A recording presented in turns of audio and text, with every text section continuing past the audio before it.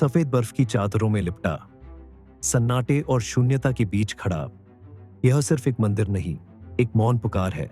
केदारनाथ, जहां सांसें धीमी चलती है, वहां समय भी ठहर जाता है। यहां प्रकृति सिर झुकाती है और मृत्यु बस एक द्वार बन जाती है मोक्ष का। यहाँ की हर चट्टान, हर बर्फ की परत, हर बहता जल किसी दिव्य कथा का मौन श्रोता है, और उस कथा का केंद्र है भगवान शिव का यह तीर्थ, यह तीव्र, तपस्वी और तितिक्षा से ओतप्रोत स्थल। कहते हैं, जब महाभारत का युद्ध समाप्त हुआ, पांडवों को अपने पापों का प्रायश्चित करना था। वे शिव की शरण में पहुंचे, पर शिव रुष्ट थे। वे हिमालय की ओर निकल पड़े और भैंसे का रूप धारण कर केदारनाथ में छुप गए। पांडव पीछे पीछे पहुंचे। जब भीम ने विशाल रूप धर धरती पर पांव मारा, धरती कांप गई और शिव आधे शरीर समेत जमीन में समा गए। जो भाग ऊपर रहा वह था उनका कुबड़, और वहीं आज खड़ा है केदारनाथ मंदिर। क्या तुमने कभी सोचा है, इतनी ऊंचाई पर 11,700 फीट पर, जहां सांस लेना भी तपस्या है, वहां कैसे बना होगा यह मंदिर? न ही कोई सड़क, न मशीनें, न सीमेंट, न आधुनिक विज्ञान। इसका निर्माण हुआ था 8वीं सदी में आदि गुरु शंकराचार्य द्वारा, जिनकी उम्र सिर्फ 32 वर्ष थी, पर जिन्होंने पूरे भारत को जोड़ने के लिए 4 धामों की स्थापना की। यह मंदिर पत्थरों से नहीं बना, यह बना है श्रद्धा से, संयम से और उस आत्मबल से जो आज के समय में कल्पना से परे है। चट्टानों को एक दूसरे में फंसाकर, बिना गारे और लोहे के, इस मंदिर को इस तरह खड़ा किया गया कि 2013 की विनाशकारी बाढ़ में जब पूरा शहर बह गया, यह मंदिर अडिग रहा। उस रात जब मंदाकिनी का रौद्र रूप सब कुछ निकल गया, लोगों ने मौत को करीब से देखा, और कुछ ने शिव को। एक विशाल चट्टान, भीमशिला, मंदिर के पीछे आकर ठहर गई। उस शिला ने पूरे मंदिर को बचा लिया।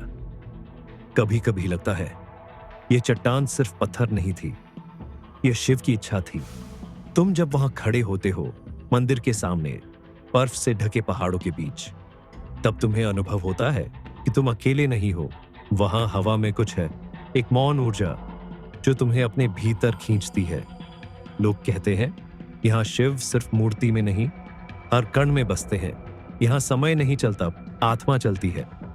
केदारनाथ में शिव सिर्फ पूजे नहीं जाते, वो महसूस किए जाते हैं। जून से नवंबर तक जब कपाट खुलते हैं, लाखों श्रद्धालु हिमालय की गोद में चढ़ते हैं, कई बिना जूते, कई बिना थके, सिर्फ एक झलक के लिए, एक दृष्टि जो उनके जीवन की दिशा बदल दे।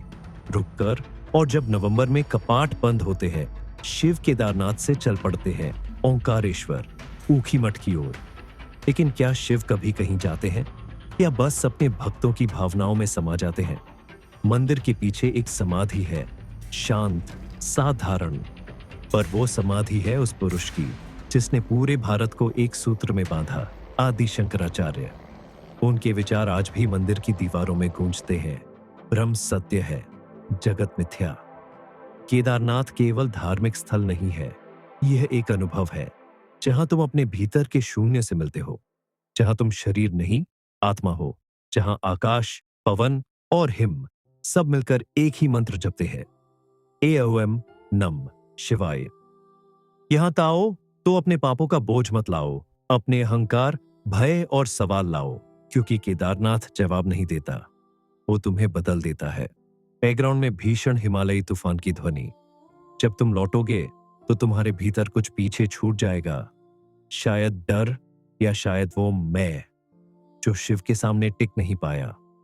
यही है केदारनाथ, मृत्यु की दहरी पर बैठा जीवन का देवता, जहां सब कुछ खत्म होकर सब कुछ शुरू होता है।